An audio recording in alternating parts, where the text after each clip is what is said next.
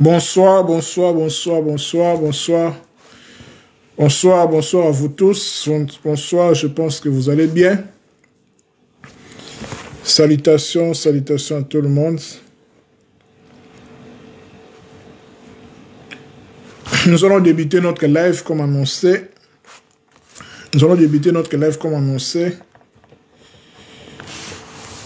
Si vous êtes là, signalez votre présence pour que nous soyons en connexion, pour que nous ne soyons pas déconnectés.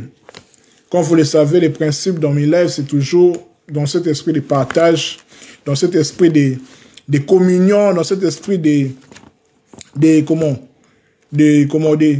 s'apprendre des choses en fait. C'est-à-dire que je viens vers vous pour étaler mes connaissances, mes vérités entre guillemets, qui peuvent être aussi être contredites, et puis vous, si possible, ce que vous connaissez par rapport au sujet, vous l'exposez aussi au bas des commentaires. Si vous voulez aussi, vous pouvez faire une demande en live pour que nous partagions, et puis c'est toujours dans cet esprit-là de partage par rapport au thème du jour. Voilà. Nous allons commencer dans quelques minutes.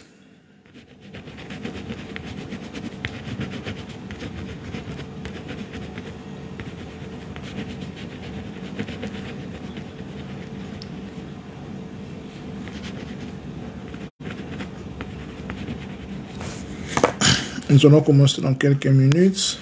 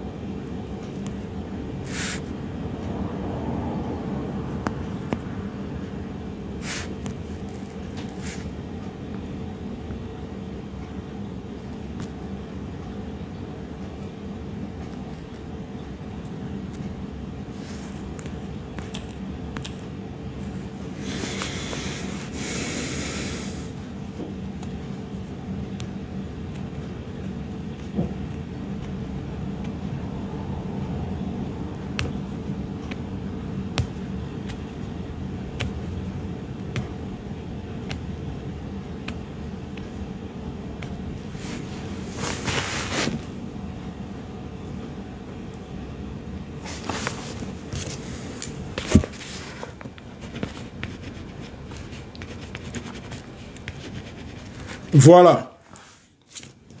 Je vous salue. Si vous êtes là, signalez votre présence pour que je sache au moins qui sont là et puis enfin que nous soyons connectés, comme je l'ai dit, que nous soyons dans un même esprit par rapport au thème du jour. Parce que je me dis, on ne connaît qu'en partie. Ce que je connais, c'est ce que je connais. Ça peut être aussi contredit.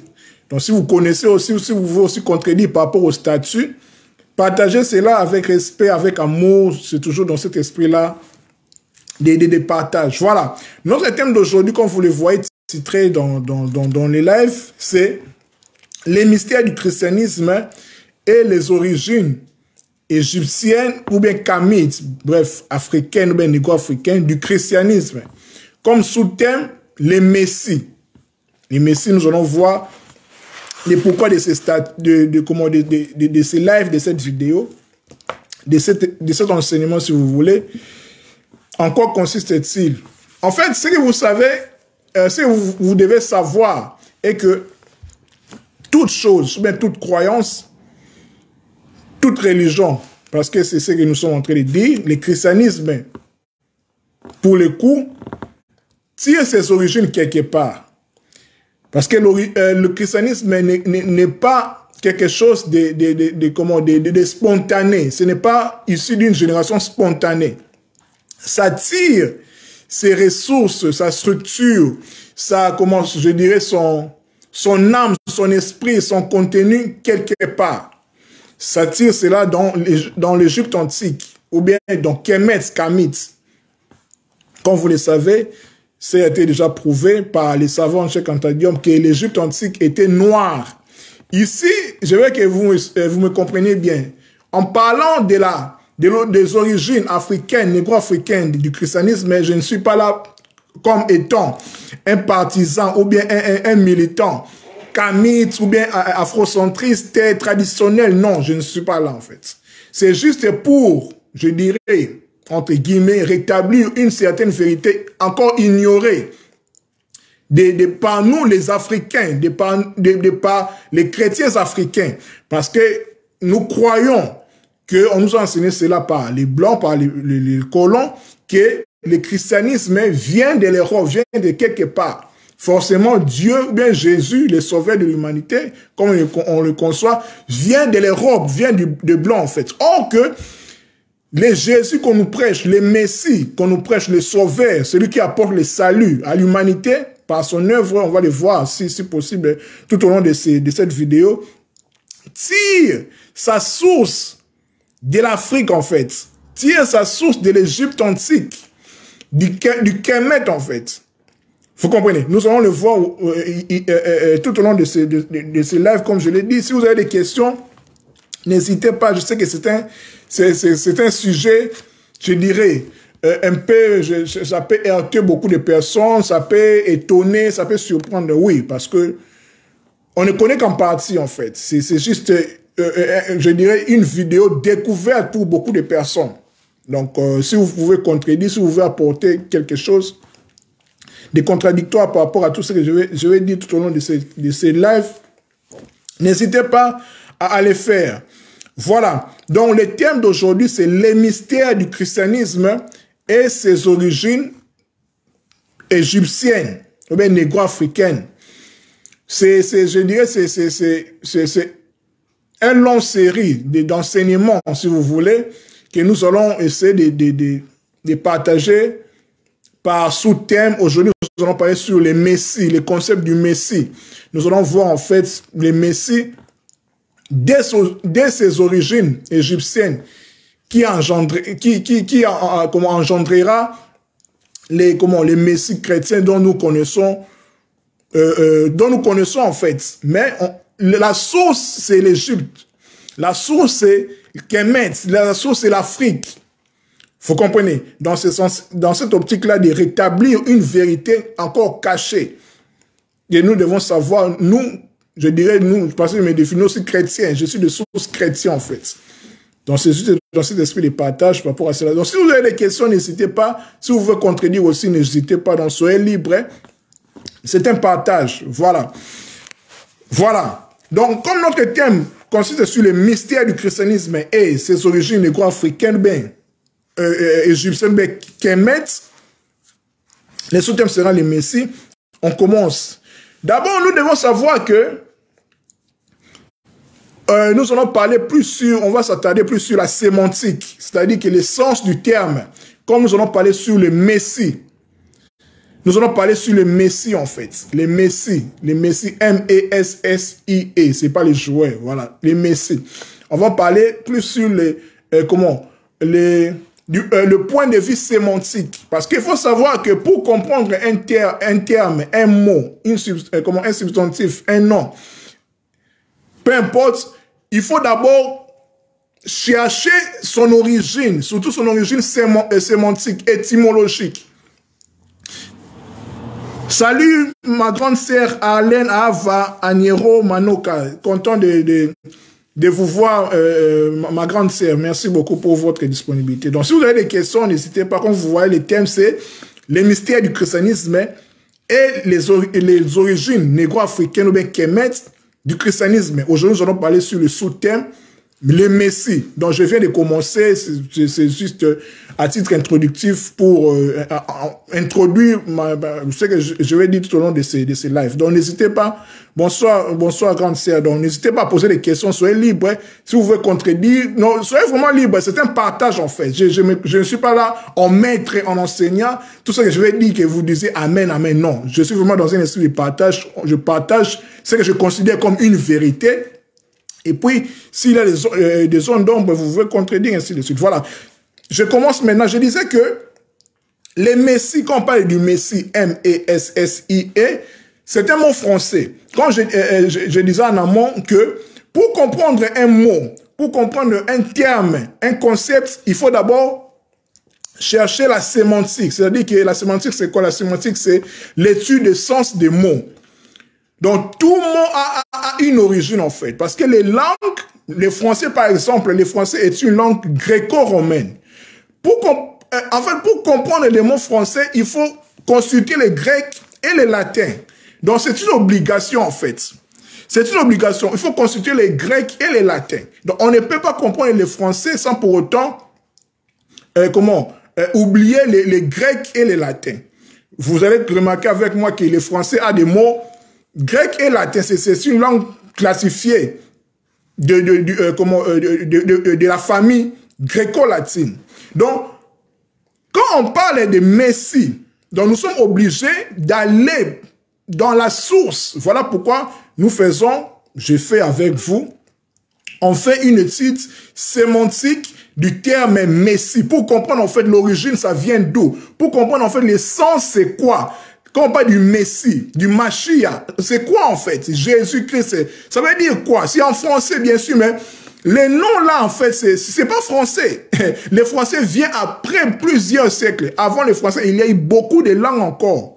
Des langues plus spirituelles. Parce qu'il faut comprendre que les français étant une langue gréco-latine, grecque et latine, comme Jésus-Christ, comme on le sait, était d'origine juive. Nous tous, nous sommes d'accord. Or que la culture, la tradition grecque et latine, romaine, gréco-romaine, est diamétralement opposée avec celle d'Israël.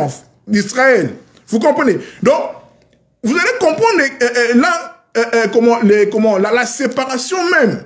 Quand il y a eu la création du christianisme par Constantin, l'empereur Constantin, en 325 après Jésus-Christ, quand il a institué le christianisme comme une religion d'État, pourquoi? Parce que l'empire gréco-romain, l'empire romain en fait, c'était comme une sorte de l'empire anglo-saxon maintenant. C'était la superpuissance de l'époque. Ça dominait toute l'Europe, tous les bassins méditerranéens, jusqu'en Palestine, c'est un nom même jusqu'en l'Inde. Vous comprenez? Donc, il a introduit directement le christianisme comme religion d'État. Pourquoi? Parce que il voulait en fait dominer. Voilà pourquoi la religion et la politique vont ensemble. Il voulait en fait dominer. C'est pour cela qu'il il a fait taire ceux qui considéraient comme les païens, les hérétiques, ainsi de suite. Donc toutes les personnes qui n'étaient pas d'accord avec sa vision, il les a en fait fait taire en prenant leur croyance. Vous serez même choqués, mais je dois le dire, le christianisme a ses sources païennes en fait. Quand on parle du paganisme, un païen, ce n'est pas péjoratif. C'est l'Église qui a dit que les païens, le paganisme, c'est péjoratif. Un païen, c'est qui? Paganus, ça vient du paganus. Paganisme, c'est quoi? C'est un paysan. Une personne qui est en contact avec la nature. Une personne, je vais dire, un agriculteur. Une personne qui est en connexion. Plus connectée même à la divinité, aux esprits, qui est un chrétien. Nous tous, nous sommes des chrétiens par des Roms, en fait. Vous comprenez? Donc, quand on parle des païens, c'est ça. Ce n'est pas forcément négatif. C'est l'Église, en fait, quand on dit l'Église catholique, l'Église universelle, vous voyez, par l'esprit-là, colonisateur de l'Empire romain, qui était une sorte de superpuissance en comparant avec l'actuelle puissance anglo-saxonne de l'époque. Vous comprenez? Donc, si vous avez des questions, n'hésitez pas. Et puis, ils ont traité d'autres que des païens. Comme je l'ai dit, païen, c'est paysan, paganus, celui qui est plus en contact avec la nature. Excusez-moi. Et puis, ils ont traité d'autres qui n'étaient pas d'accord avec eux, d'hérétiques. Hérétique, ça veut dire quoi? Un hérétique, c'est celui qui a fait... En fait, hérétique vient du grec, je pense, hérésios, qui veut dire celui qui a fait un choix. Donc, en quelque sorte, nous tous, nous sommes des hérétiques. Vous voyez? Donc, celui qui est un hérétique, c'est celui qui a fait un choix contraire à l'autre. Donc, vous voyez, c'est toujours dans cet esprit-là, colonisateur, qui voulait, en fait, oppresser, dominer sur les autres, les faire adhérer à leur système, l'Église. C'est pour cela l'Église a traité d'autres courants qui n'étaient pas d'accord avec eux, des païens et des hérétiques. Pendant qu'ils ont adopté, l'Église a adopté Donc, le christianisme institutionnalisé, les croyances païennes, les croyances platoniciennes, les croyances, je dirais, mitraïques, ainsi de suite. Ils ont puisé, en fait, en faisant de cela, comment, l'universalité catholique. Vous voyez, là où l'affaire a commencé. Donc, c'est vraiment important de comprendre cela. Je disais cela par rapport à Jésus. Quand on parle de Jésus-Christ, le Jésus-Christ que les colons, les blancs nous ont présenté, c'est un Jésus, en fait, diamétralement opposé avec Israël. Vous comprenez? Or, on ne peut pas comprendre Jésus-Christ en effaçant Israël. C'est impossible, on ne peut pas les comprendre. On va comprendre, en fait, le Jésus romain. Or, que le christianisme, les chrétiens, leurs sources viennent d'Israël. Donc, un chrétien ne peut pas ignorer Israël. C'est impossible. C'est là où la racine, en fait. L'apôtre Paul même le dit. En fait, le christianisme, je dirais, c'est comme, c'est du feuillage, en fait. Mais la racine, c'est Israël. Vous comprenez? C'est ça, en fait, l'essence. Donc, quand on parle de Jésus-Christ, Jésus-Christ est un mot grec. Jésus Christus. C'est un mot grec, en fait. Donc, quand je vous disais, pour comprendre les personnages, un personnage, une personne qui porte un nom, on doit comprendre l'origine de ces noms-là, de ces mots-là. Pourquoi? Parce qu'un nom, d'ailleurs même un nom, dans son sens, c'est l'identité d'une personne. Je dirais, c'est l'âme d'une personne. C'est le tout d'une personne, en fait. Dans un nom, il y a la fonction. Dans un nom, il y a les mandats. Dans un nom, c'est tout, en fait.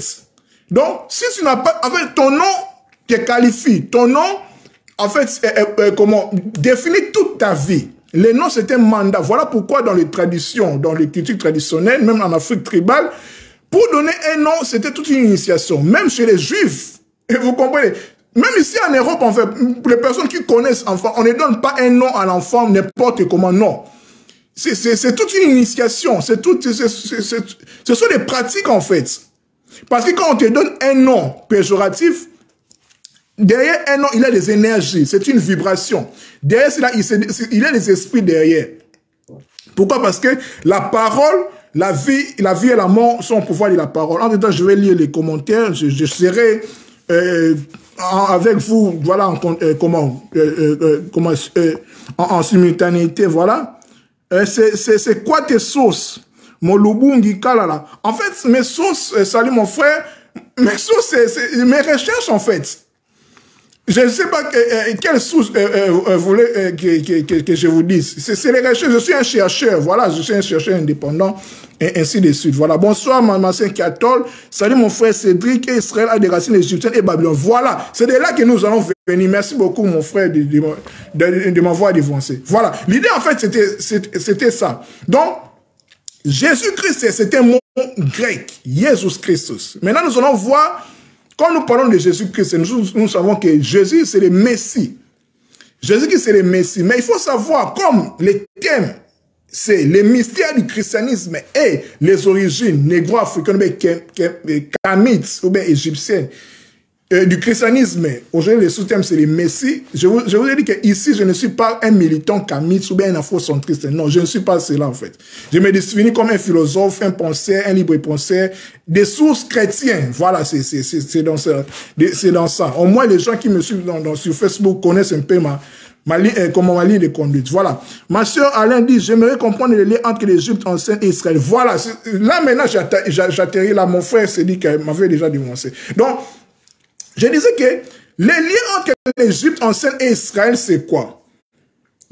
Enfin, vous êtes sans ignorer, vous serez d'accord avec moi, et que quand nous lisons la Bible, parce que je vais faire l'effort pour que je me base plus dans la Bible, parce que la Bible, c'est un livre qui nous unit. L'audience qui me suit, nous sommes nés enfin, nous sommes en quelque sorte des chrétiens. Nous avons grandi avec cette mentalité, avec la Bible, et ainsi de suite. Nous savons tous que quand on parle de la Bible, c'est Israël. Or que Israël a ses origines aussi.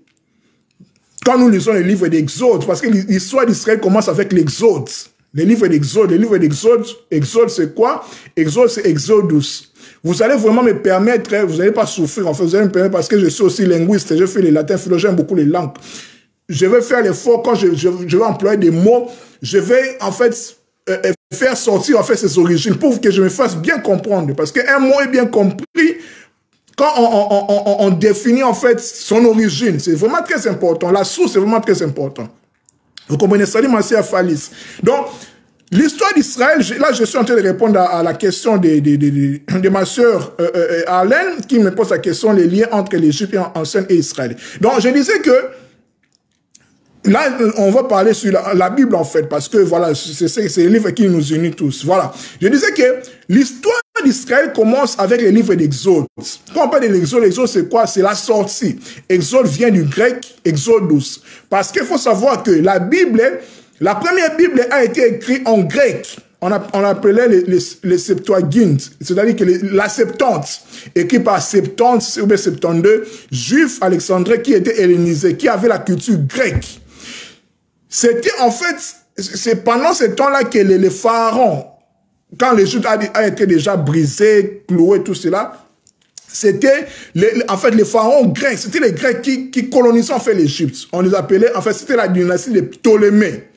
Ptolémée II qui a créé même la plus grande bibliothèque de l'époque, la bibliothèque d'Alexandrie, où il y avait tous les livres et tout ça, mais malheureusement, on a brûlé cette bibliothèque-là.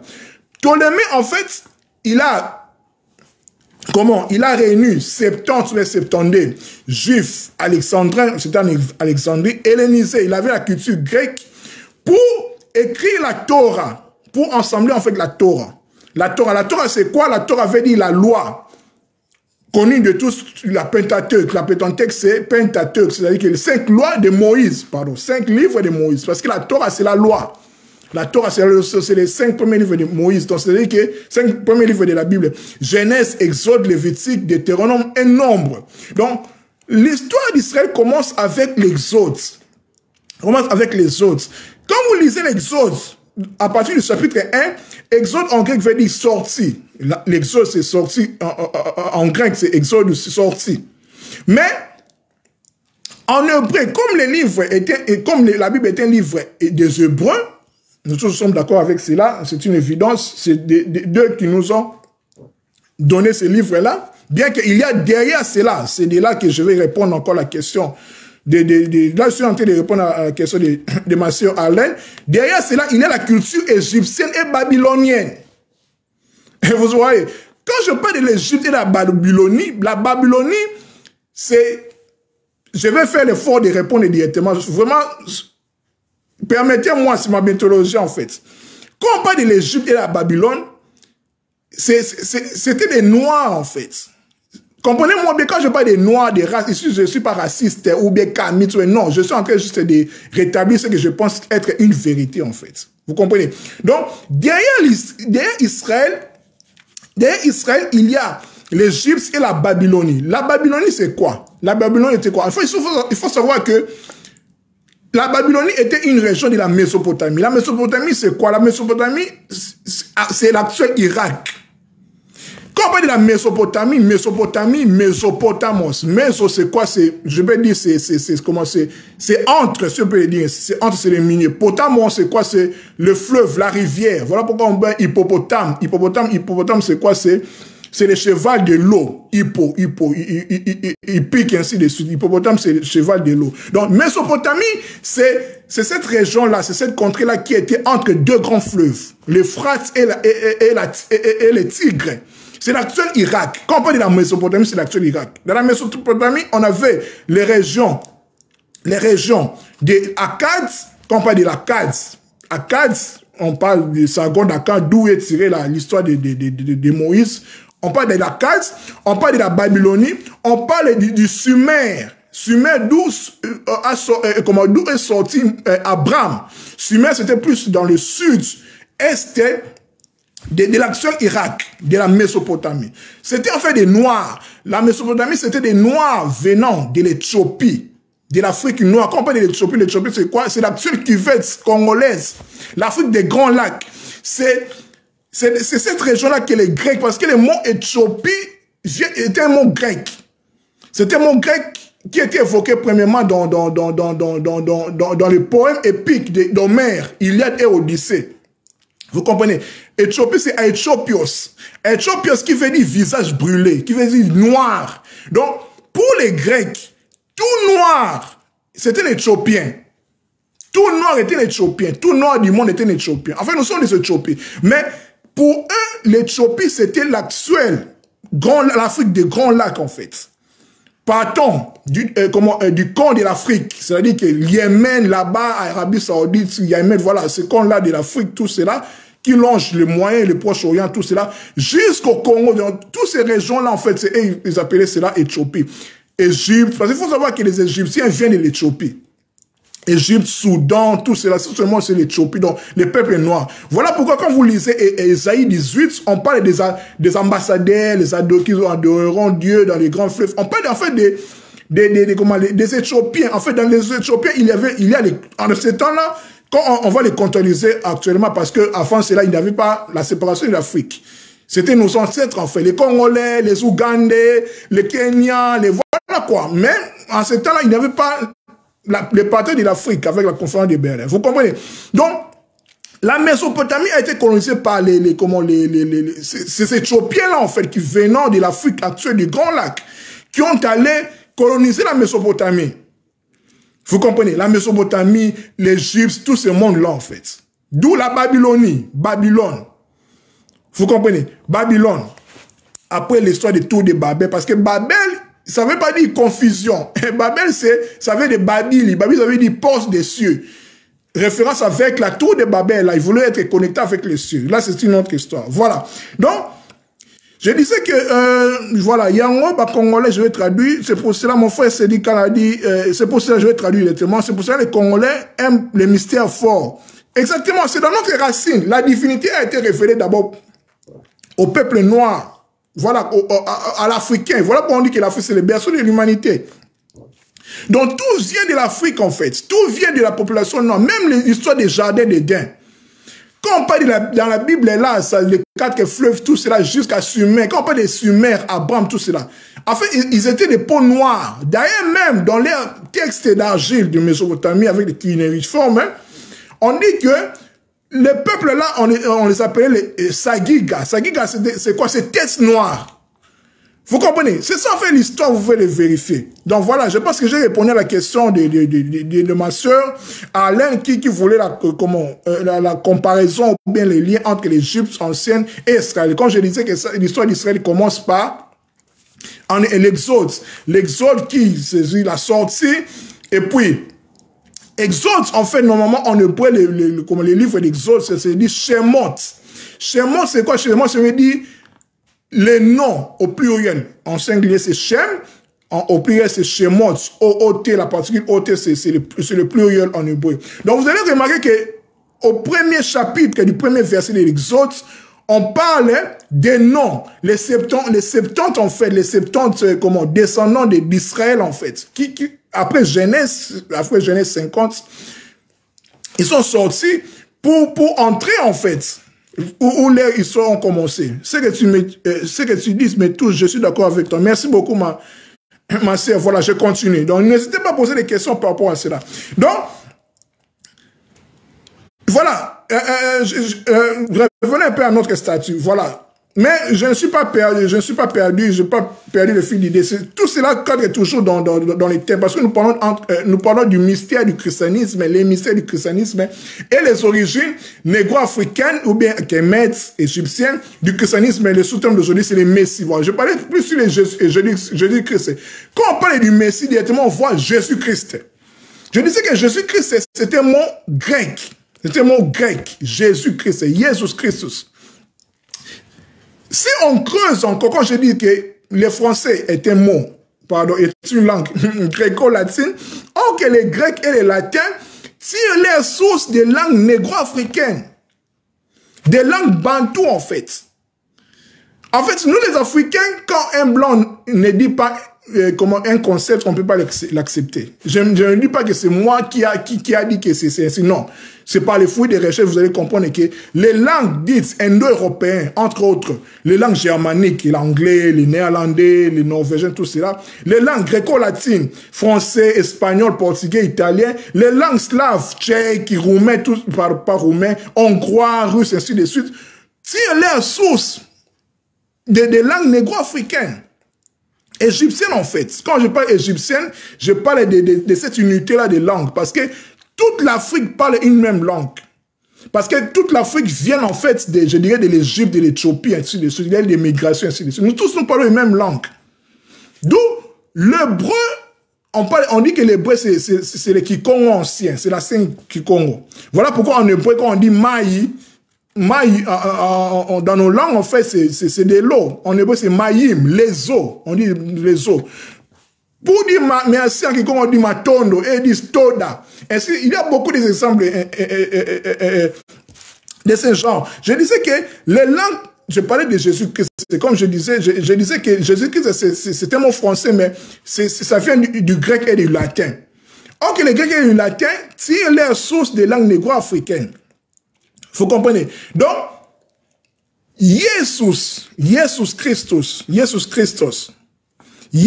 en fait, dans les langues négro-africaines, ça vient, en fait, on dit is, on peut dire yes, ainsi de suite, qui est lié aussi avec les yeux, qui est lié à la fameuse, au fameux personnage Osiris. Quand on parle d'Osiris, Osiris c'est qui? En fait, Osiris, je peux le dire, Osiris c'est les... Je vais dire quoi, c'est les mythes fondateurs du peuple négro-africain. Ça peut choquer beaucoup de personnes, mais je vais le dire en fait. Je l'ai dit déjà sur Facebook. L'histoire de Jésus, je ne veux pas dire, a été plagiée d'Osiris. Non, ça sera fort. Parce que j'estime que chaque époque, on doit nous présenter un Messie. On doit nous présenter quelqu'un de sauveur, en fait. Parce que Salomon dit que rien de nouveau sous le soleil. L'histoire de Jésus est tirée... Quand vous faites une étude comparative, en fait, entre tout ce que Jésus de l'évangile, parce que je vais rester dans la Bible de l'évangile, et Osiris, c'est la même chose, en fait. Il n'y a pas de différence. Il n'y a pas de différence. C'est la même chose, en fait. Je ne veux pas dire que... Je ne suis même pas là, oh, Jésus a existé, Jésus n'a pas existé. Je ne suis pas là, parce que chacun croit, je ne suis pas là, en fait. Donc, ce n'est pas la peine de me poser la question, est-ce que tu crois que Jésus-Christ a existé? Non.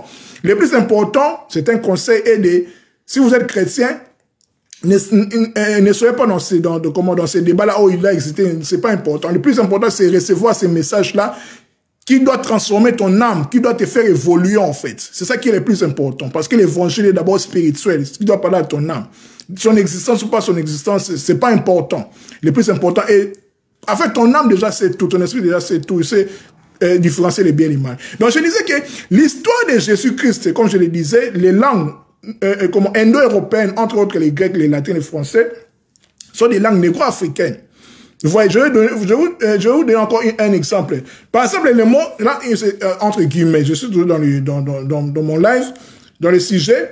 Par exemple, le mot salaire, quand on dit salaire vient, c'est un peu marrant parce que nous ne sommes pas habitués à cela. Salaire vient de Kikongo Sala, Kosala, le travail, Kosala. Sala, c'est salaire en fait. C'est ça, c'est comme ça en fait. Dans les langues indo-européennes, d'ailleurs même quand on dit indo-européen, indo c'est quoi? Dernièrement, j'ai mis un statut, je dis que l'origine du mot Inde, c'est Eindi, c'est Evindi, c'est Mwinda, Mwindo, Mwindu, Indi. Voilà pourquoi les Indiens originels on les appelle les Dravidiens. C'est des Noirs, en fait. Les Indiens, un peu métissés, c'est avec les mélanges avec les Blancs, ainsi de suite. Vous comprenez?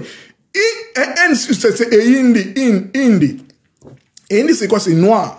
Vous voyez? Vous pouvez le vérifier. C'est un peu étonnant, un peu choquant, mais... Je parle de ce que je comprends, ça peut être vrai ou faux, mais ça doit sortir. Et puis, Europa c'était qui? Europa, c'était la sœur de Cadmos, de Chamon. Chamon, c'est qui? C'est Cam. Quand on dit Cam, Kami, Kem, c'est noir, chimie. C'est de là où vient même le mot chimie. Parce que la chimie, c'est le père de la chimie, qui vient de l'Égypte, en fait, qui a toujours trait avec Osiris. On peut les renvoyer même avec les tableaux périodiques, en fait. Pourquoi? Osiris, c'est en quelque sorte, c'est les dieux, en fait, des Égyptiens, de peuples négro-africains. C'est en fait, c'est les dieux. Parce que Osiris, on dit qu'il est le tout, en fait. Donc, tous les mythes fondateurs de l'Égypte, du Kemet, est basé sur Osiris et Isis. Isis et Osiris, on ne peut pas les séparer. En quelque sorte, c'est le principe de la gémellité. Ce sont les jumeaux, en fait. Osiris et Osiris, c'est la gémellité. C'est d'Isis, là, on va le voir là. C'est d'Isis qui vient Marie, en fait.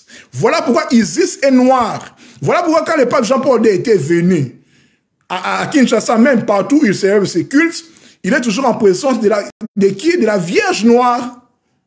La Vierge n'est pas blanche, elle est noire. C'est Isis. C'est d'elle que la tradition, comme on parle de Maman Ndombi. Ndombi, c'est quoi? Ndombi, c'est noir, en fait. Vous comprenez? C'est le même principe, en fait. Isis, Maman Ndombi, Ishtar, tout ça, Ishtar qui va donner Esther dans la Bible. Vous comprenez? Donc, en fait, toutes les traditions parlent de la même chose. Mais l'origine vient, en fait, de l'Égypte, en fait. De la culture noire. Vous comprenez? C'est exactement ça. Donc, je vais lire des commentaires. Voilà. Je comprends maintenant pourquoi les écritures hébraïques se trouvent dans les grottes du Congo central. Merci beaucoup. D'ailleurs, même on a retrouvé même des pharaons au Kassai, ainsi de suite. Merci beaucoup. Parce qu'on dit que l'hébreu, c'est le Kikongo ancien. L'hébreu, c'est le Kikongo ancien. Parce que l'actuel hébreu, c'est le yiddish. C'est mélangé avec l'allemand, tout ça. Parce que les actuels... Bon, je ne vais pas parler de cela. De peur, on va censurer mon Facebook. Voilà. Vous avez déjà compris. Cédric dit, mais on nous dit que le salaire vient du sel, rémunération des militaires était le sel, d'où provient le mot salaire, salaire, exactement, salt. Voilà, c'est exactement ça, salaire, voilà. Donc, pour comprendre, en fait, la langue même d'un peuple, la culture d'un peuple, la culture d'un peuple, il faut lire sa langue. Quand on parle de la culture, on voit directement la religion et la croyance, la spiritualité. C'est la langue, la base, c'est la langue pour comprendre. Parce que l'identité des peuples se base plus sur sa langue, aussi avec son histoire et sa psychologie. Vous comprenez? Donc je disais que Jésus-Christ, c'est le Messie, c'est en fait Osiris. Le mot même, Yesu, en fait, quand on écrit en fait Osiris, dans les hiéroglyphes, parce que c'est les écritures, en fait, c'est égyptien qu'on a. Les hiéroglyphes, c'est grec. Parce qu'il faut savoir que quand même on dit Osiris, Osiris, c'est grec, c'est du grec. Mais son nom, c'est Assar. Assar, pour une prochaine vidéo, Assar, c'est Lazare de la Bible, en fait. Quand on dit que Jésus-Christ a ressuscité Lazare, en fait, là, on va voir cela dans les prochaines vidéos, parce que c'est toute une série d'enseignements, le mystère du christianisme, l'origine égyptienne, tu vois. Là, quand on va parler du... En fait, le Messie égyptien réveille son père. C'est là que la Bible dit que Jésus-Christ a ressuscité Lazare. En fait, c'est... Les personnes qui ont écrit la Bible, en fait, ce sont des génies, en fait. En fait, c'est pour cela, les savants sénégalais, Cheikh Anta Diop disait que dans l'Ancien et le Nouveau Testament, il y a l'Égypte. Il n'y a que l'Égypte, en fait. Même les rabbins reconnaissent que c'est l'Égypte, en fait. C'est la culture égyptienne. Quand on dit la culture égyptienne, c'est la culture négro-africaine. Vous voyez, vous allez comprendre, même quand vous lisez la Torah, le livre de Moïse, vous allez voir les coutumes, ça ressemble plus à nos coutumes, en fait, africaines. Voilà pourquoi les Baloubs, on dit qu'ils sont des Juifs. La lapidation, il faut on doit les lapider, les chibaou. Donc tout cela, c'est la culture africaine, en fait. Voilà pourquoi il y a certains afrocentristes, des camistes là, orthodoxes, conservateurs, ils disent que Israël et la Bible sont des Bantous, en fait. Vous voyez, c'est notre histoire. C'est notre histoire, en fait. Voilà pourquoi Simon Kimba m'avait dit que lisez la Bible jusqu'à ce que vous allez attraper le voleur dans son propre comme objet de vol, en fait. Kimba m'avait compris cela, en fait. Il savait que la Bible... C'est notre histoire, mais les Blancs sont venus, vous pouvez même écouter les discours de Léopold II, ce qu'il dit. Donc, on connaissait déjà Dieu, en fait. Il n'y a pas de nouveau les saluts, ou les pardons, tout cela, on connaissait. C'est notre histoire. C'est de cette histoire-là que j'essaye, sans prétention, de rétablir, en fait. C'est juste un rappel, en fait. Je ne crée rien. Voilà. Je sens combien de choses te rendent heureux. Voilà, c'est ça. En fait, quand on découvre la vérité, bon, entre guillemets, bon, on considère la vérité, parce que la vérité, voilà, je pense que c'est la vérité, c'est ce que je suis en train de dire. Voilà pourquoi je dis que s'il y a des contradictions, je suis aussi, disponible à apprendre. Bon, je disais que Jésus-Christ, c'est l'histoire d'Osiris, en fait. Pourquoi? Jésus-Christ, dernièrement, j'ai mis un statut, je dis que Jésus-Christ, c'est l'héros, voilà, c'est l'héros mythique du peuple judéo-chrétien. Parce que vous allez être d'accord avec moi que l'Europe, l'Occident, en fait, a des traditions judéo-chrétiennes. Ce sont les chrétiens, en fait. L'Europe se définit comme des chrétiens. Leur tradition, leur culture est basée sur le christianisme, sur le judéo-christianisme, en fait. C'est comme ça. Vous comprenez? Voilà pourquoi ils sont venus pour nous coloniser. Ok, cette colonisation-là, comme je vous ai dit avec Kimbangu lisez la Bible, c'est votre histoire, vous avez attrapé les volets, voilà. En fait, c'est notre histoire, en fait. C'est notre histoire. Parce que dans la Bible, du Genèse à l'Apocalypse, il y a, en fait, c'est du méli-mélo. Il y a la tradition mésopotamienne, noire, comme je vous l'ai dit avec Mésopotamie, la tradition égyptienne, la tradition hindoue, qu'on parle même de l'hindou, c'est les noirs, vous comprenez?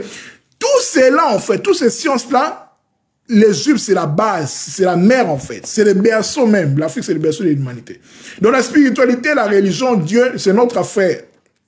J'insiste encore, là, je ne suis pas un militant afrocentrisme, mais Kemet, Kamis, non, je ne suis pas dans cette optique-là. J'estime rétablir une certaine vérité ignorée par nous, les chrétiens noirs, je peux le dire ainsi, parce qu'on pense que Jésus, la Bible, c'est une affaire de blancs, c'est notre histoire en fait.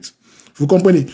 Entre-temps, je vais lire les commentaires. Les textes bibliques ont été écrits de façon codée, symbolique pour la compréhension des initiés et les masses des apprenants. Exactement. Voilà pourquoi, dans un, je dirais, dans quoi, dans ces documents du Concile de Vatican, qui est toujours en vigueur à ce jour, Jean-Paul II même avait dit que la lecture de la Bible doit être réservée à l'Église. C'est l'Église catholique qui a cette, cette autorité-là de lire la Bible. Voilà pourquoi la Bible, à l'ancienne, se lisait en latin. On a tué même un, je dirais un bibliste, il était anglais. Tendal, quelque chose comme ça. Pour avoir traduit la Bible, il voulait rendre la Bible populaire, universelle. On l'a brûlé, on l'a tué en fait. Parce que l'Église ne voulait pas que la Bible soit traduite. C'était même réservé seulement pour l'Église. Voilà pourquoi c'était toujours en latin. Donc, comme l'a dit mon frère Cédric, tout le monde ne peut pas lire la Bible. Tout le monde ne peut pas comprendre la Bible. En lisant la Bible littéralement, la lettre est tue, on se tue.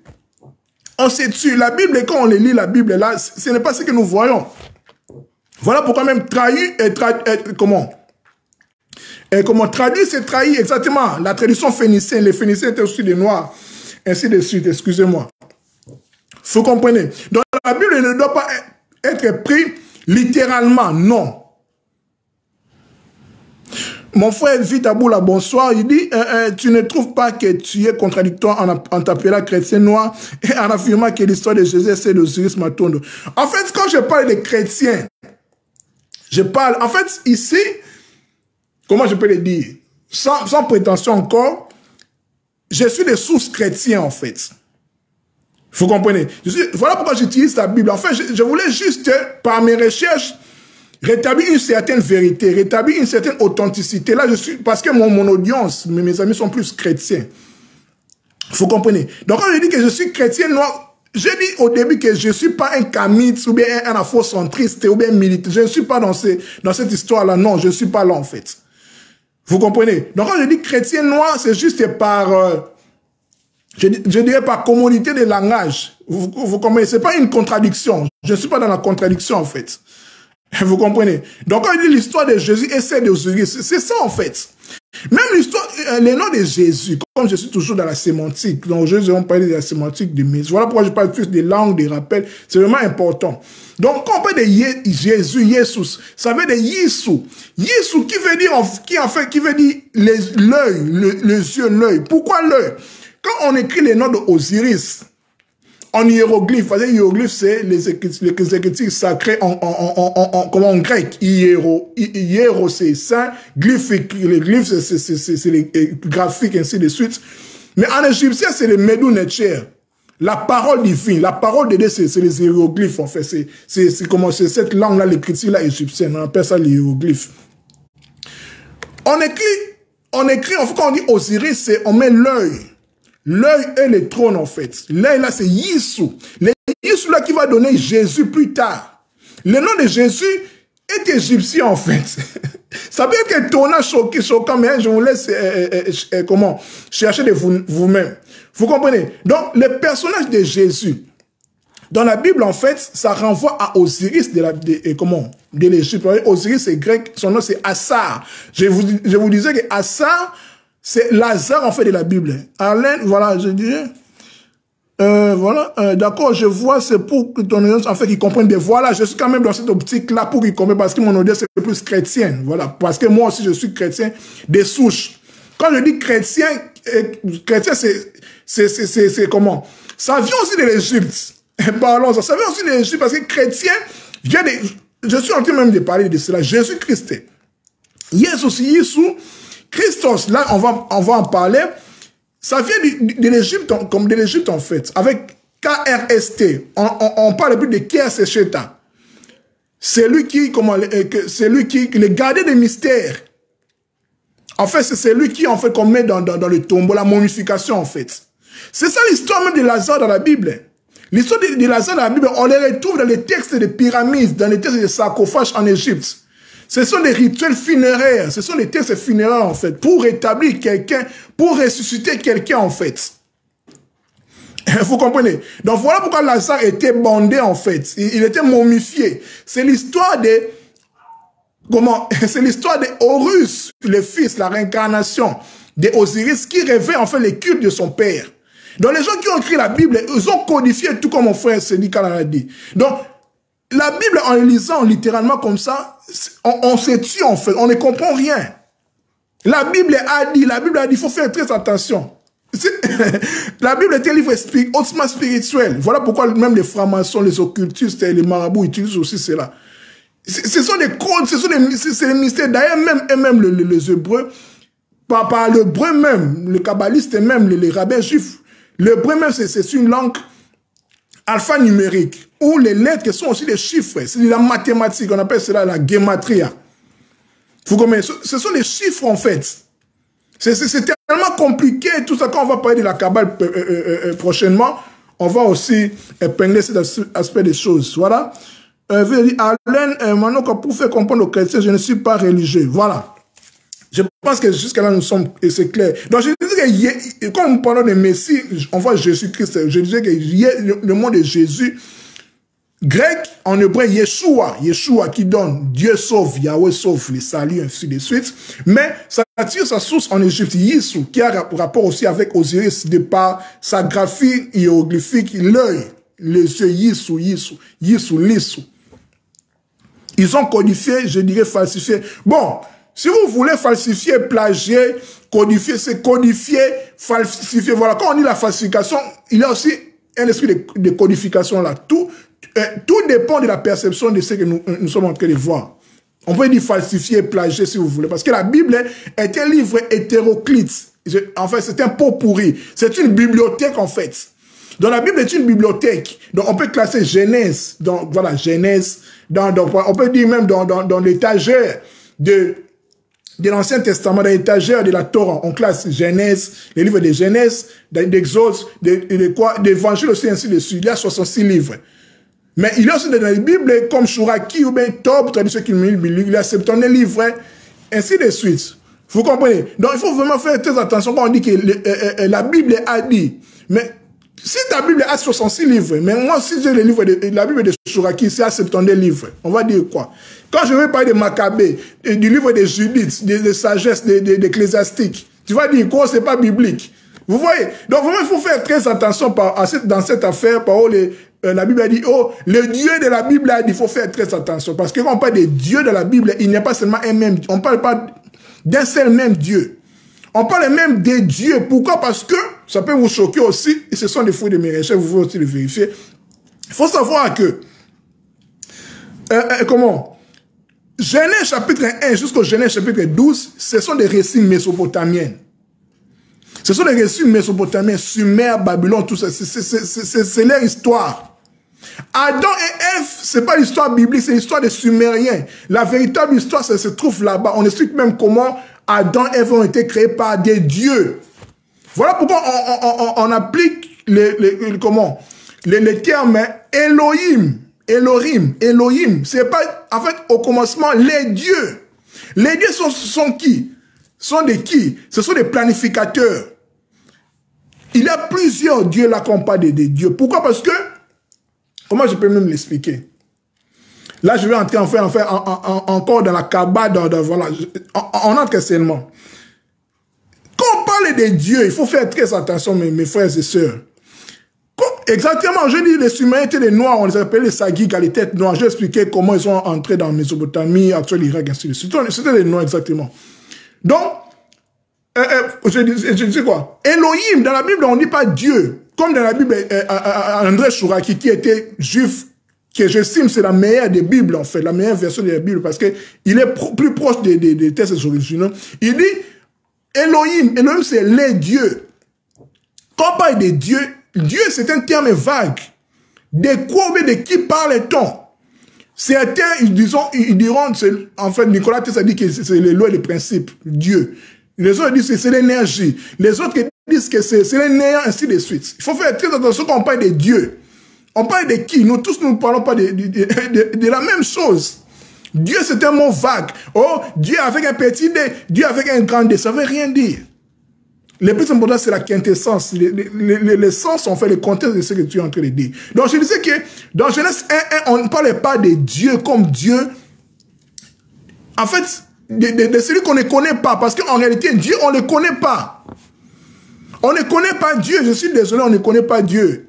On ne connaît pas Dieu. Quand on dit les véritables dieux, là, quand on dit que les créateurs de toutes choses, l'incréé, on ne les connaît pas. L'incommation, on ne les connaît pas. On les connaît à force où il descend. Il est en train de, je dirais, de descendre, en fait. Dans la dualité, en fait. Il entre dans les temps. Dans la dualité pour faire l'expérience du temps. Là, je suis en train de parler encore de Dieu. Vous allez me permettre d'entrer encore dans d'autres sujets ainsi de suite, parce que c'est toujours important de clarifier certaines choses. Parce que quand vous parlez de la Bible, c'est important. Donc, je reviens à mon sujet. Je disais que de Genèse 1 jusqu'au Genèse 12, c'est l'histoire mésopotamienne, c'est l'histoire des Sumériens. Donc, les scripts bibliques, en fait, ont juste copié, si vous voulez, plagier, falsifier, ils ont copié, en fait. Pourquoi? Parce qu'on dit que Genèse, la Torah, les 5 premiers livres de Moïse, ce n'est pas Moïse qui l'a écrit. En fait, c'est Esdras le scribe, qui, après les nombreuses déportations faites par Nabucodonosor, par Babylone, en fait, quand ils étaient partis à Babylonie là-bas, ils ont découvert en fait c'est que leur père, c'est que leur enseignant, Israël en fait, leur enseignait. Ils ont découvert là-bas en lisant l'épopée de la création des Mésopotamiens qu'on appelle Enum Elish. C'est-à-dire qu'ils expliquent en fait la création. La création, il y a en fait 7 tablettes, en fait. 7 tablettes. Donc, ils expliquent tout ce que la Bible, en fait, parle. Ok, les scripts bibliques ont juste copié, en fait, la Mésopotamie. C'est pour cela, Esdras, le script, a recopié, en fait. Donc, l'histoire d'Adam et Ève, c'est l'histoire des Mésopotamiens. Oh, le fameux serpent. Les serpents, c'était qui? Les serpents n'étaient pas un animal comme ça, non. Les serpents, c'était une divinité, en fait. Qui est rapporté aussi à Osiris. Pourquoi quand je parle d'Osiris, il faut savoir que dans toutes les traditions, on n'est pas que de la même chose. Je vous explique. Quand on parle d'Osiris, Osiris, dans le christianisme, c'est Jésus. À Sumer, on appelle, c'est Enki. Enki, c'est le fameux serpent, en fait. Je sais que c'est un peu nouveau pour vous. J'en ai déjà parlé sur, c'est toujours important de répéter. Enki, c'est le fameux serpent. C'est le fameux serpent. Pourquoi? C'était une divinité. Où son symbole était le serpent. Pourquoi? Parce que c'est de lui qui est venu, en fait, la civilisation. La connaissance, en fait, à l'humanité. C'est ça les fameux, les fruits défendus, l'arbre de la connaissance du bien et du mal. Pourquoi? Parce que dans leur conseil de Dieu, Il était plus proche de l'humanité parce que c'est lui qui a créé l'humanité, c'est lui qui a donné l'humanité son essence. J'espère qu'ils vont être assez curieux. Bon, j'espère. Voilà. Je disais que Enki, c'est le serpent. C'est lui qui a donné l'idée de quand on dit faisons l'homme à notre image. Posons-nous la question. Quand on dit faisons l'homme à notre image, Dieu parlait avec qui? Faisons l'homme à notre image. Faisons l'homme à notre image. Certains diront, oui, Dieu était avec Jésus et Saint-Esprit. Je suis désolé en fait. Là, ce sont les dieux qui sont en train de parler. C'est l'histoire des Sumériens, en fait. C'est l'histoire des divinités. C'est lui qui a donné l'idée, en fait. Je vous ai dit que Enki, c'est en fait Osiris dans l'Égypte. Osiris, c'est aussi Ptah. Ptah, c'est qui? C'est les façonneurs. C'est celui qui façonne, en fait, les images. Vous comprenez? Donc, l'image du serpent, c'est l'image de l'ADN. En fait, il a juste, mis à jour l'homo erectus en homo sapiens. C'est-à-dire que l'histoire d'Adam et Ève, c'est cette histoire-là dont la science parle quand on parle de l'homo sapiens, c'est Adam et Ève en fait. C'est notre histoire, c'est l'histoire de l'humanité actuelle. Vous allez remarquer que la Bible ne parle pas des australopithèques, des pithécanthropes, il ne parle pas de cela. Parce que c'est l'humanité après qui tire son origine en fait en Afrique. Parce que l'australopithèque, on a découvert en Éthiopie, en fait. Là, il faut faire des recherches pour comprendre cela. On ne va pas les trouver dans la Bible.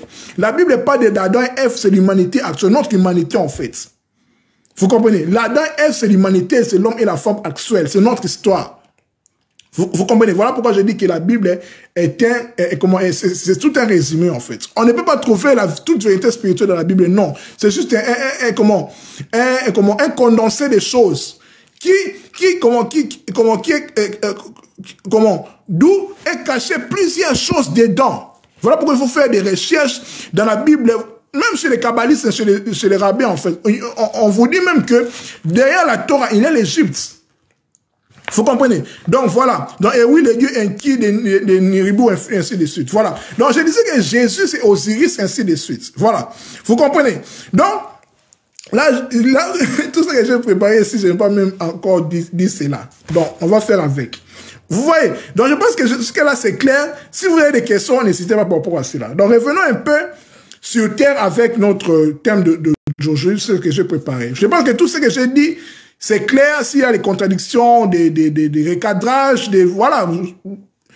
Écrivain, voilà, je suis aussi disponible d'apprendre. Je disais que, comme notre thème, c'est mystère du christianisme et les origines égyptiennes du christianisme, les messieurs aujourd'hui, ici, nous devons savoir qu'en Égypte antique, Marie, qui était la bien-aimée qu'on appelle Isis, qui était en fait la femme d'Osiris, parce qu'ils sont aussi des jumeaux. Ils sont aussi des jumeaux, voilà. Isis a créé les prodiges de l'enfantement sans père grâce à l'intervention du génie génétique des Elohim, c'est-à-dire des planificateurs. Voilà d'où est venue l'histoire de l'Immaculée Conception. Genre, le Saint-Esprit a enceinté, permettez-moi le terme, Marie. Cette histoire-là est égyptienne en fait. Ça commence en Égypte. Vous comprenez? Marie en Égypte, on l'appelle Mary, la bien-aimée. C'est Isis en fait. C'est Isis. C'est la Vierge Noire si vous voulez. C'est la Vierge Noire, Isis. Donc, il a créé les prodiges de l'enfantement sans père grâce à l'intervention du génie génétique des Elohim, qu'on appelle en fait le Saint-Esprit en fait, les souffles du Saint-Esprit. C'est le souffle de Dieu qui est venu enceinter entre guillemets, engrossé, permettez-moi les termes. Isis, dans la Bible, on parle de Marie. D'où Gabriel est venu, tout ça, elle a annoncé tout cela. Mais on se demande la question, mais le Messie est né sans père. Cette histoire-là vient de l'Égypte, en fait. Dans notre langage actuel, pour comprendre cela, pour comprendre ce que Marie a connu dans la Bible, comme on parle d'Immaculée Conception, on peut comprendre comment. Pourquoi? Parce qu'il faut savoir que la spiritualité et la science ne sont pas contradictoires. La spiritualité et la science ne sont pas contradictoires. Ce que la science dit maintenant, la spiritualité le sait déjà, depuis. Mais la science vient juste pour expliquer, pour rendre plus claire la chose.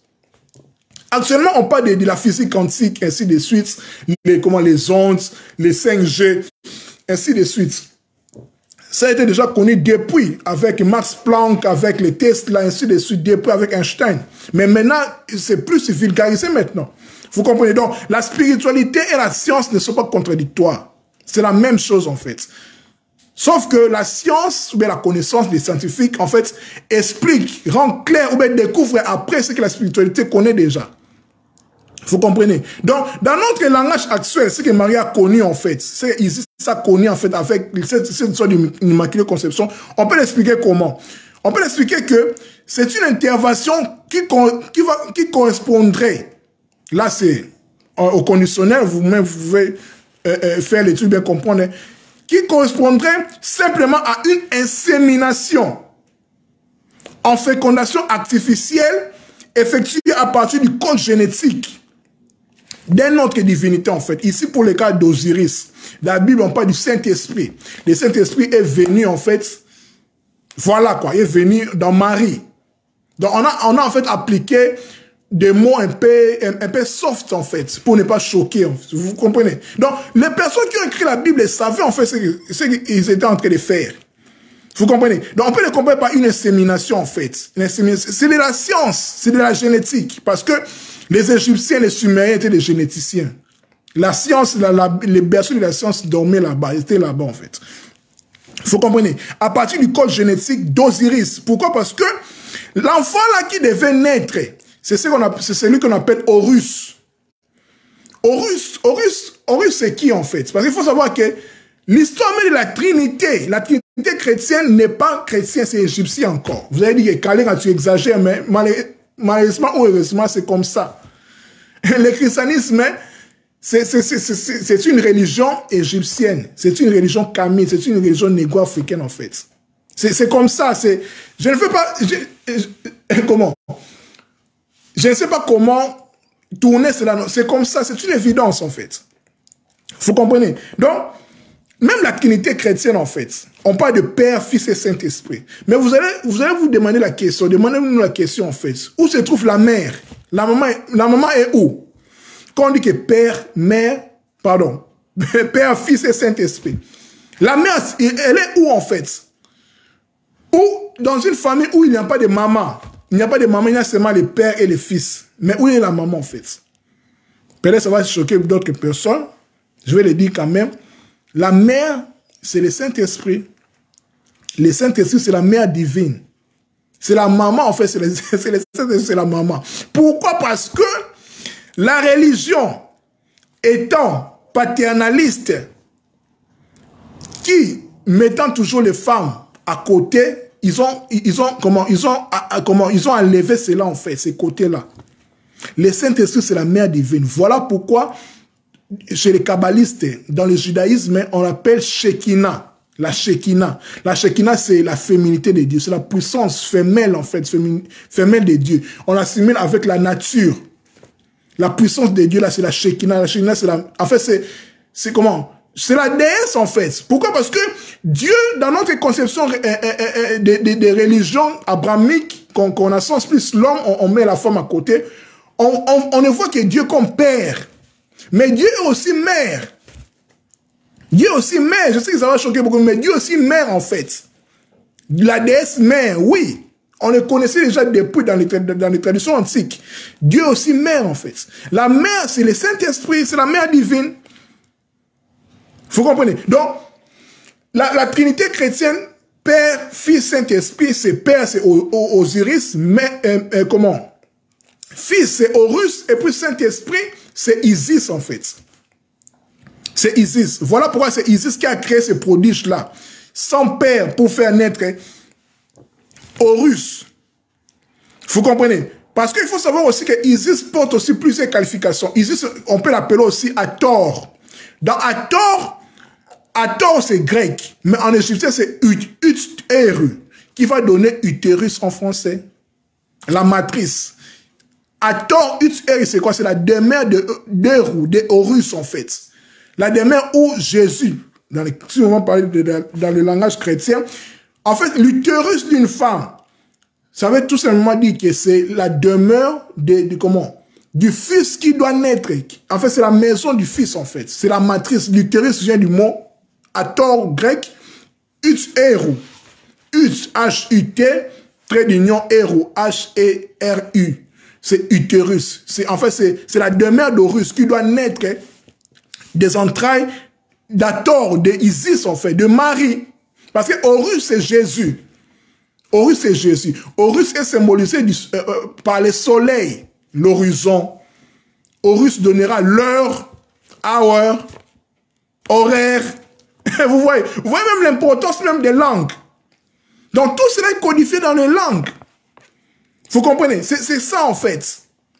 C'est le soleil, en fait. On parle du soleil. On peut l'assimiler aussi au zodiaque, en fait. Les 12 signes du zodiaque, qui vont nous amener encore avec les 12 apôtres de Jésus.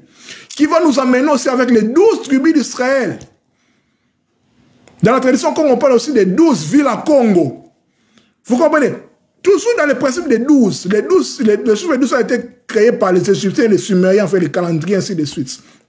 Vous comprenez? Les 12 apôtres, en fait, on parle du zodiaque, en fait. Les 12 mois de l'année, où le soleil, c'est qui? C'est Jésus, c'est Héros. L'héros soleil, c'est le soleil. Voilà pourquoi le christianisme, c'est une religion solaire. Les personnes qui ont compris cela, ce sont les rosicruciens. Voilà pourquoi les rosicruciens disent toujours qu'ils sont des chrétiens. Les chrétiens, en fait, les chrétiens parlent plus des lames, rose croix. Voilà quoi, c'est l'âme en fait. L'âme là, c'est quoi? C'est le soleil qui doit se lever. Tu dois mourir à toi-même. La croix, c'est l'épreuve en fait. Et puis la rose, ça doit sortir en fait. Vous comprenez?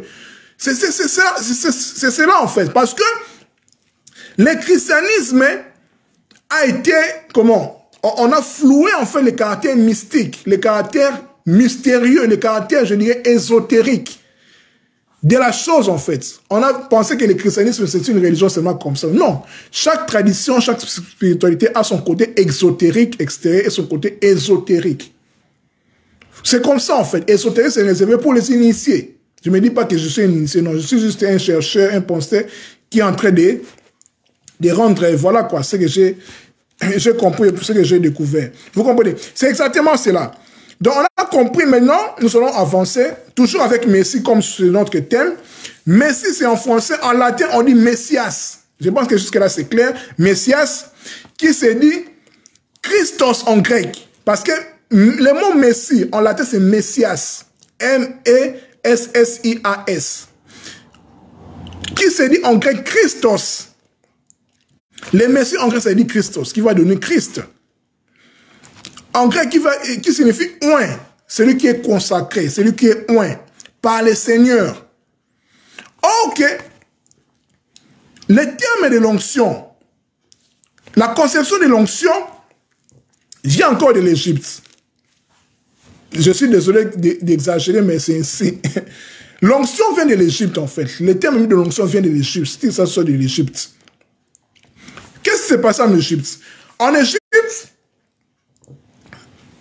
la ville d'Osiris, la ville sacrée d'Osiris, Abydos, c'est de là qu'était révélée même la forme des baptêmes, même l'histoire des baptêmes en fait, vient de l'Égypte. Je vais en parler si le temps me le permet, quand je vais parler sur Jean-Baptiste. Vous allez remarquer encore que l'histoire même de Jean-Baptiste est codifiée même dans les hiéroglyphes égyptiens. Tout tourne seulement d'Osiris, Isis et Horus en fait. Tout tourne là en fait, parce que là c'est les origines. Donc, là-bas, l'onction se faisait par les baptêmes pour l'initié, qui devait plonger dans l'eau du temple. Donc, voilà pourquoi Jésus-Christ de la Bible et des évangiles, il a reçu son onction quand il a été baptisé. Voilà pourquoi même dans les films, on dit que la colombe était venue se poser sur lui quand on l'a baptisé par Jean-Baptiste. Vous comprenez? L'eau, là, c'était l'onction, en fait. C'est comme l'huile de l'Ancien Testament. Parce que Jésus-Christ jouait 3 rôles. Il était roi, prêtre et sacrificateur. Comme, en fait, Hermès Trismégiste. Thoth, des Grecs, en fait. Mercure. Il était roi, prêtre et sacrificateur. Donc, on l'a oint parce qu'il était sacrificateur par l'eau du baptême, qui était déjà connue dans la ville sainte d'Osiris, dans Abydos. Parce que Jésus était aussi initié, qui devait plonger dans l'eau. dans l'eau du Jourdain, parce que Jourdain, c'est un mot français en hébreu, c'est Yared Nun, c'est-à-dire quoi? C'est Nun là, c'est les poissons. Voilà pourquoi dans Josué, on dit que Josué, fils de Nun. Josué là, c'est qui? C'est la préfiguration de Jésus. Dans la Bible là, Nun, c'est les poissons. Vous comprenez? Quand on va entrer dans l'astronomie, si vous voulez, nous, là, c'est l'ère des poissons qui succède à l'ère du bélier qui est symbolisé par qui? Par Moïse. Pourquoi? Parce que Moïse, quand vous lisez Exode 12, Moïse a institué en fait quoi? La Pâque. Premier mois de Nisan, quand vous lisez Exode 12, vous allez voir que c'est les béliers, c'est l'agneau. Les béliers, c'est les pères de l'agneau. L'agneau. Pourquoi? Parce que quand Jésus-Christ est venu, il était venu sous la loi. La loi, c'est quoi? C'est l'ère de bélier. Voilà pourquoi quand il passait, Jean-Baptiste disait que voici l'agneau immolé. L'agneau pascal n'a pas été connu par les christianistes. Ça a été connu depuis même l'Égypte. En Égypte, on parlait même du bélier. Les dieux Amon. Amoun était symbolisé par les béliers. Vous comprenez? Tout cela est lié aussi avec l'astrologie. Pourquoi? Parce que l'Égypte, dans son essence, c'est une tradition astro-théologique. Il faisait tout par rapport aux astres. Parce que tout ce qui est en haut doit être comme en bas. Il y avait une liaison céleste et terrestre. Vous comprenez? Là, c'était juste comme une parenthèse. Vous comprenez? Donc, Messie, du latin Messias, qui se dit Christos en grec, qui veut dire oint, celui qui devait être plongé en Égypte, dans la ville sacrée d'Osiris qui était à Abydos, il devait être plongé sous forme de baptême pour être initié. Vous comprenez? Donc, en fait, avant de rencontrer l'effigie du Dieu là qu'on appelait quoi? Qu'on appelait Messie. M-E-S-I en égyptien. Par les prêtres. Donc, avant que l'initié rencontre l'effigie du Dieu, pour qu'il devienne Dieu, il devait être baptisé. Voilà pourquoi Jésus-Christ, quand Jean-Baptiste a dit que je ne peux pas te baptiser, non, il a dit, il faut me baptiser en fait. En fait, cette histoire, c'est l'Égypte en fait. Donc, comme mon frère Vitaboul a dit qu'ils ont falsifié, voilà, on est d'accord, donc ils ont codifié en fait. D'ailleurs, c'est l'Égypte. Vous comprenez? Donc, pour que Jésus soit un Dieu parfait, soit dans la stature de la divinité, on devait d'abord le baptiser. Parce qu'en Égypte, pour qu'on te baptise, avant de rencontrer l'effigie du Dieu, par les prêtres, on devait te baptiser pour que tu sois dénommé le Messie. Les Messies, en fait. Les Messies. Vous comprenez? Donc, voilà. Donc, continuons. Nous allons citer bientôt là. Si vous avez des questions, n'hésitez pas à les poser. Dans les rituels judéo-chrétiens, l'onction relève. Parce que nous parlons du Messie. Quand on parle du Messie, c'est directement l'onction. Relève plutôt d'un geste liturgique consistant à appliquer l'eau bénite sur la tête d'une personne ou d'un objet. C'est ça l'onction. Quand on te oint, dans l'Ancien Testament, on les oignait, je pense qu'on dit cela, non? Avec la corne du bélier, en fait, l'huile. Voilà quoi. C'est l'huile, en fait. L'onction. L'huile, ma faute, voilà.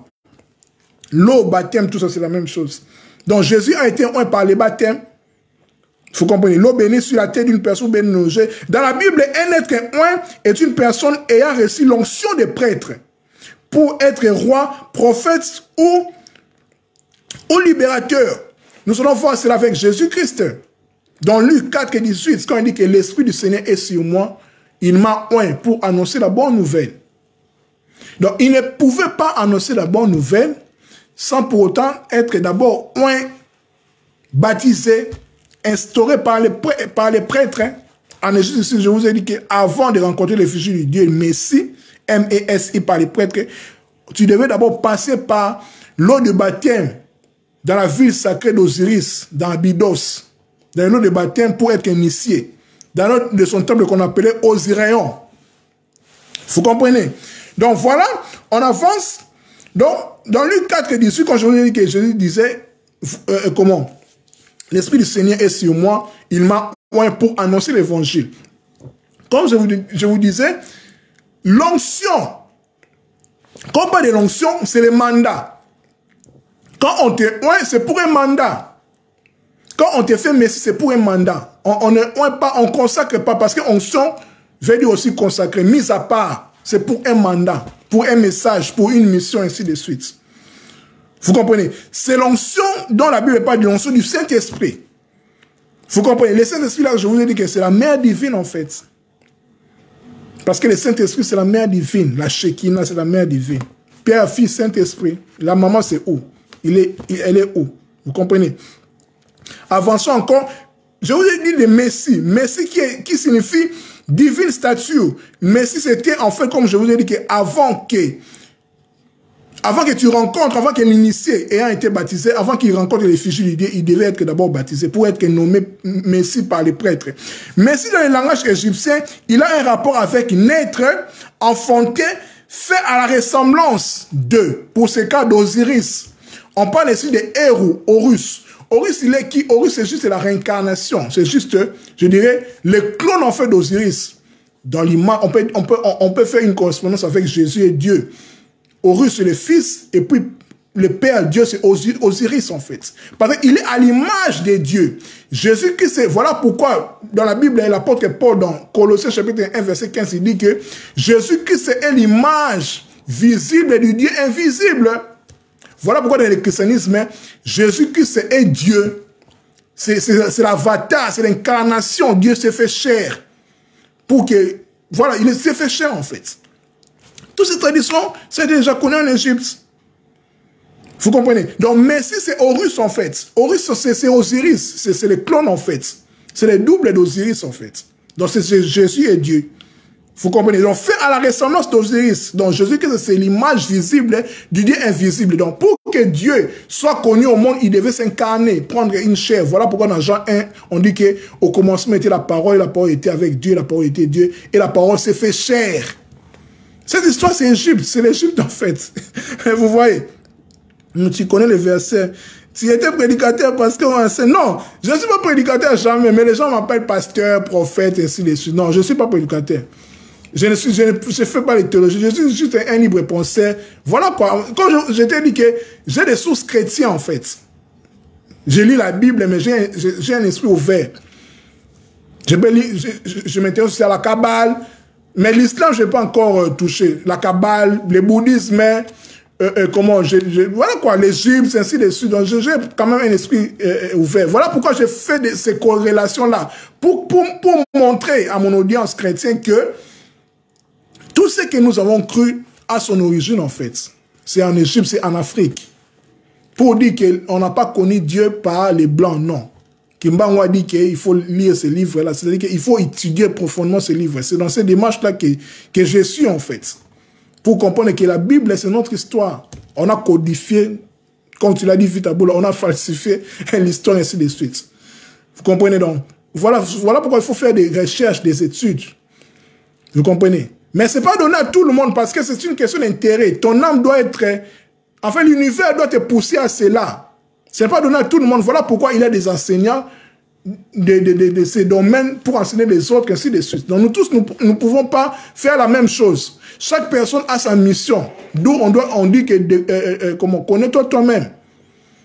Moi, la spiritualité, tout ce qui est religion m'intéresse beaucoup, quoi. Voilà pourquoi sur mon Facebook, je peux blaguer, je peux parler. Comme on dit, chasser les naturels revient au galop. Donc je suis plus dans cette optique-là de la spiritualité, des religions, bref, sur la connaissance en fait, de la culture générale. J'aime cela. Ceux qui me connaissent au pays connaissent. Vous comprenez? Donc voilà, oui, en effet, parfois je me demande même pourquoi je me tire à chercher tout cela. Voilà, c'est ça. Donc vous comprenez, quand je vous dis que Messie, dans le langage égyptien, il a un rapport avec naître et enfanter, fait à la ressemblance d'Osiris.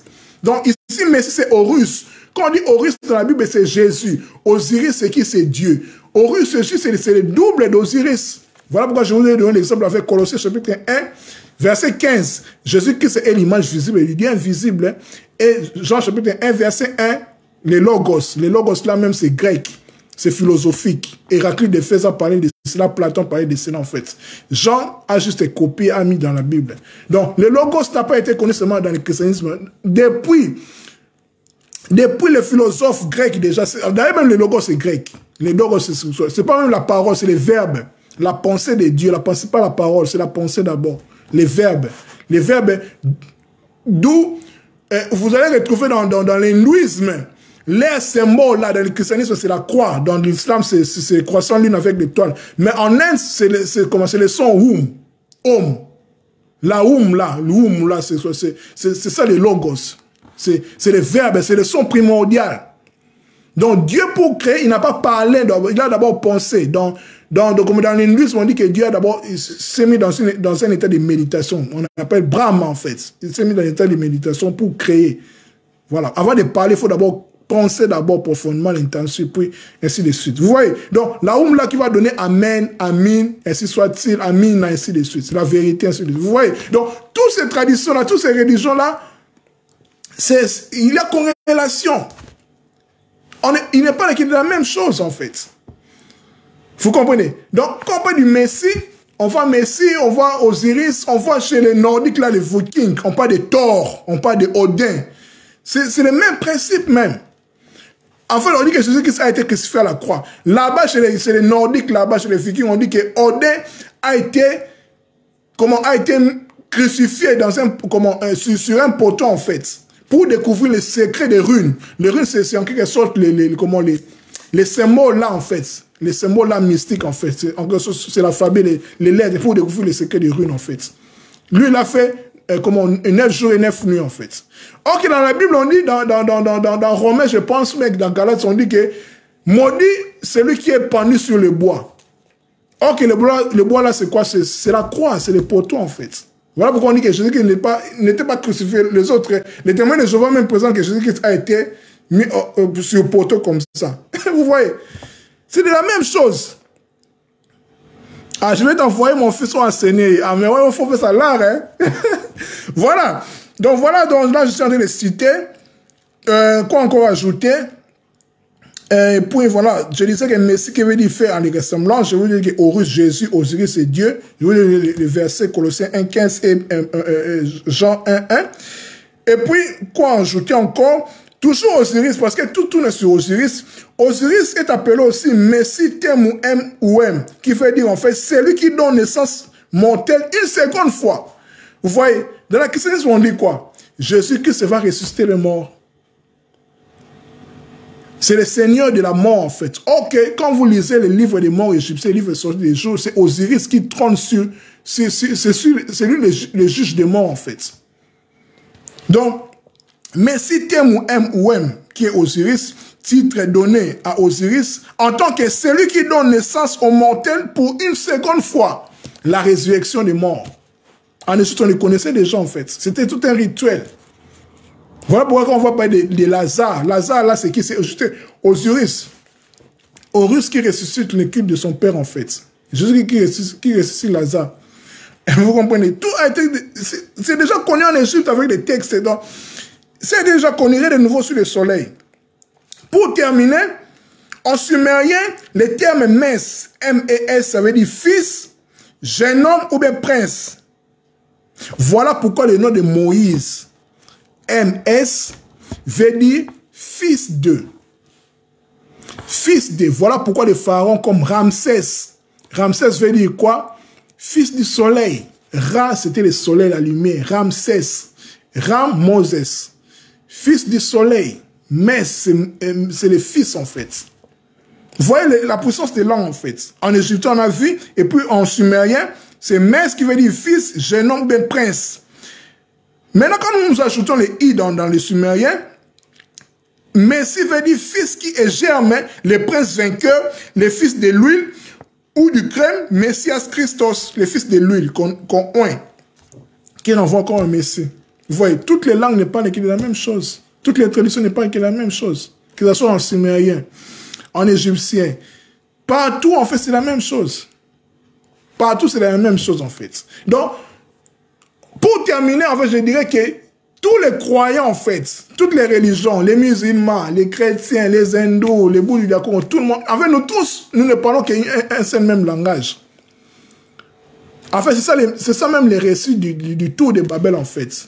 Au départ, c'était une même langue. Après la confusion, entre guillemets, il y a une diversité, en fait. Donc, chaque peuple a cette essence-là unique de la chose. Là-bas, on dit Osiris, ici on parle de Jésus, là-bas on parle de Odin, on parle de Krishna, là-bas on parle de Quetzalcoatl chez les Mexicains là-bas, là-bas on parle, je ne sais pas de qui, ainsi de suite. On parle de Mitra, on parle chez les qui?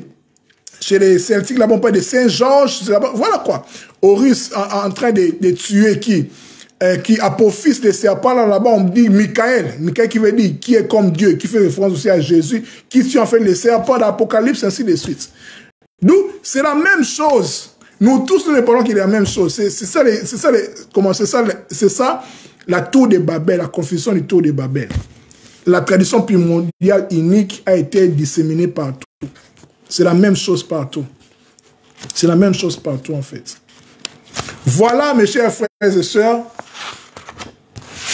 Je m'arrête par là. Merci pour votre disponibilité. Vraiment, merci beaucoup. Merci pour votre disponibilité. Je ne terminerai pas sans pour autant remercier. Comme vous le savez, nous, le Congo, nous aimons les Banga. Merci beaucoup à ma sœur, Alain Ava, Anier Romanoka, Ava. Ava, là, c'est F, je pense. Voilà. Alain, merci beaucoup, grande sœur. Merci beaucoup pour ta disponibilité. S'il y a des questions, des ajouts, des contradictions, humblement, je suis à votre disposition. Merci beaucoup, mon frère Molubungi Kalala. Merci à ma soeur Katol Chouchouli. Merci beaucoup à mon frère Cédric Kalala. Merci beaucoup à ma soeur Falis. Merci beaucoup à mon frère Vitaboula. Merci beaucoup. Merci. Voilà, je pense que ce que j'ai préparé aujourd'hui à dire, je l'ai dit.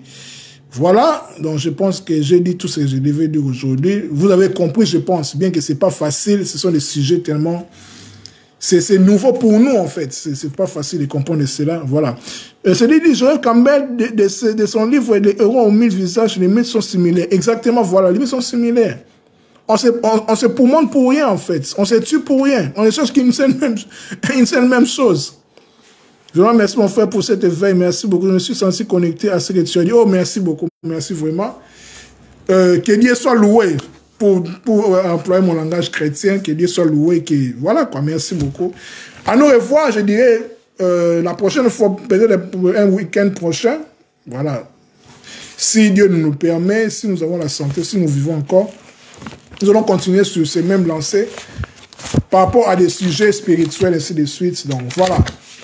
Merci beaucoup. Mon frère Fitabou, là, je vois Lazo Sekaïleri. Bon. Je pense que s'il y a quelque chose encore à ajouter, je ne sais pas s'il y a des questions. Dans une minute, deux, je m'arrête là. Et nous allons nous revoir la prochaine fois pour un autre sujet. Pour un autre sujet, voilà. Ça dépendra de ce que mon esprit va être... va me conduire, ainsi de suite. Donc, merci. À nous revoir la prochaine fois. Merci, la vidéo va être sur mon mur. À nous revoir la prochaine fois. Merci beaucoup, Matondo. Bye bye.